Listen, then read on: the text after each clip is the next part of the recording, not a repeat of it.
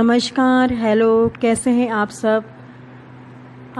अब तक तो ये जान चुके होंगे कि मेरी कहानियाँ लगभग महिलाओं पर केंद्रित रहती हैं। इसी कड़ी को आगे बढ़ाते हुए आज मैं लेकर आई हूँ बहुत ही भावुक कहानी, वर्किंग वुमेन की दशा को दर्शाती एक प्रेरणादायक कहानी। कहानी की लेखिका है हमारी ब्लॉगर सखी अनुजा भारती।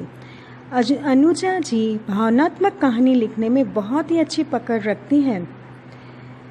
अपनी लेखनी से कहानी को जीवंत कर देती हैं और कहानी को स्वर दी है आपकी अपनी सारिका राजकोटिया ने। उम्मीद करती हूँ आप कहानी के अंत तक मेरे साथ बने रहेंगे। कहानी का शीर्षक है बहू होने से पहले अपने माँ बाप की बेटी हूँ। तो चलिए कहानी शुरू करते हैं। कहानी कुछ इस प्रकार से है। गीतिका अपने माँ पापा की इकलौती बेटी थी, साथ ही बहुत दुलारी भी थी। गीतिका का एक छोटा भाई भी था, पर गीतिका के माँ पापा ने कभी भी बेटा और बेटी में ज़रा भी भेदभाव नहीं किया। जहाँ तक इकलौते बेटे से भी बढ़कर अपनी बेटी को प्यार दिया, हर राह पर साथ दिया, साथ ही खुलकर अपने बचपन को जी लेने की आज़ादी भी दी। गीतिका के माँ पापा के आज़ाद ख्याल, ऊंची सोच और अपने बच्चों पर अटूट विश्वास का ही फल मिला गीतिका को। ग्रेजुएशन के दौरान अच्छी नौकरी भी मिल गई। कम उम्र में ही गीतिका सेल्फ डिपेंड हो गई।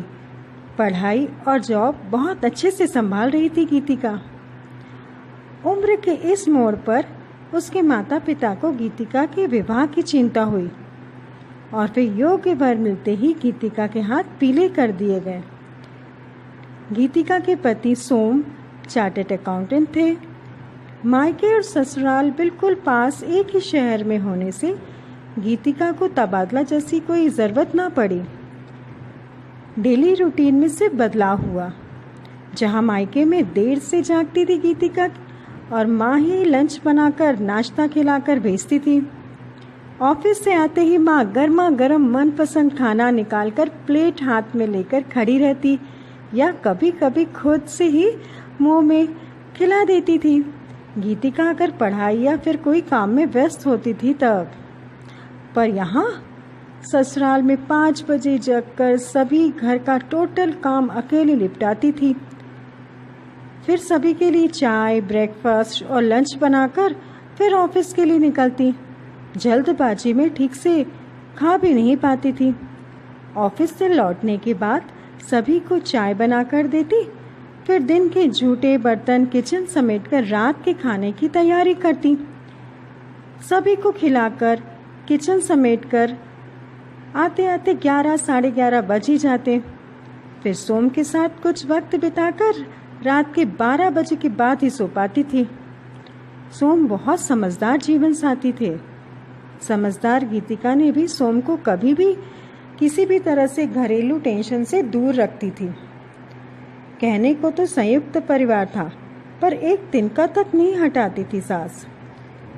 जब भी मेड रखने की बात होती तो सास तांडव शुरू कर देती कि हमारे घर आज तक मेड नहीं आई है, आगे भी नहीं आएगी।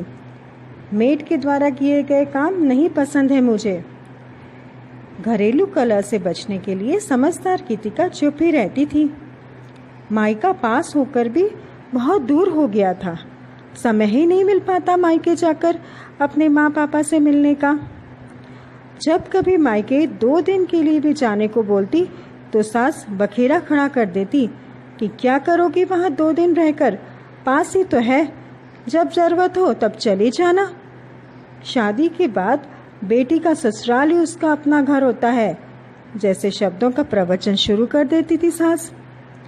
सास के प्रवचन से परेशान होकर गीतिका छुट्टी वाले दिन भी कभी काम निपटाकर 1 या 2 घंटे के लिए ही जाती, फिर लौट आती थी मायके से। शादी के बाद मायके में 2 दिन भी रहने का सौभाग्य नहीं मिला गीतिका को।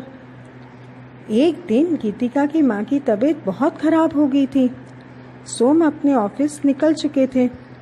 गीतिका भी काम खत्म कर ऑफिस निकलने को ही थी कि गीतिका के भाई गीतिका को कुछ दिन के लिए लेने आ गए। सास ने भाई के सामने ही हंगामा शुरू कर दिया। वहाँ चली जाओगी तो ऑफिस और यहाँ के घर के काम कौन देखेगा? माँ के लिए ननिहाल से किसी को बुला ले आओ। अब तुम्हारी बहन कुंवारी बेटी नहीं, इस घर की बहू है। अब इसे मायके नहीं ससुराल देखने होंगे।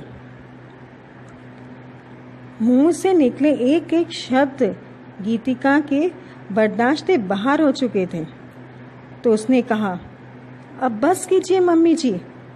इतने दिन से संस्कार का चादर ओढ़ नहीं कुछ बोल रही थी, पर आज तो आपने इंसानियत की सारे हदें पार कर दी हैं। संयुक्त परिवार में होकर भी आप लोगों ने मुझे पैसे कमाने की मशीन और घर की बाई ही समझा। मैं सब कुछ समझकर भी शांत थी, क्योंकि मुझे बखेरा नहीं करना था। आज तो आप मुझे मजबूर कर रही हैं बोलने को। आज मेरी माँ बीमार है, यहाँ आप स्वस्थ हैं, फिर भी आपको इस घर के काम की ही पड़ी है। मेरी जन्मदाता माँ अपनी बेटी के होने के बाद ही ननिहाल से या भाड़े किराए पर से लोग मंगवाए अपनी देखभाल के लिए। आपको शोभा दिया ऐसे बोलते हुए मम्मी जी? आज मैं बता देती हूँ, इस घर की बहू होने से पहले मैं अपने माँ पापा की बेटी हूँ। जिस तरह आपने अपने बच्चों को जन्म दिया है, वैसे ही मेरी माँ ने भी मुझे जन्म दिया। मेरी जन्मदाता है वो। आज भले ही मैं ससुराल में हूँ, पर मेरी माँ तकलीफ में है, मैं जाऊँगी वहाँ। रही बात ऑफिस की, तो मैं देख लूँगी, या तो छुट्टी ले लूँगी या काम निपटा कर जाऊँगी, जैसे यहाँ से जाती हूँ। यहाँ आप स्वस्थ हैं, आप संभाल लेना। जब तक माँ ठीक नहीं होंगी तब तक मैं वहीं रहूँगी। मैं सोम को कॉल कर दूँगी और मैं भाई के साथ जा रही हूँ। कहते हुए गीतिका ने अपना सामान समेटा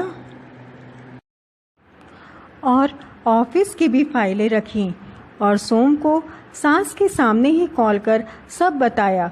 फिर निकल गई एक बेटी होने का फर्ज निभाने के लिए अपनी माँ के पास।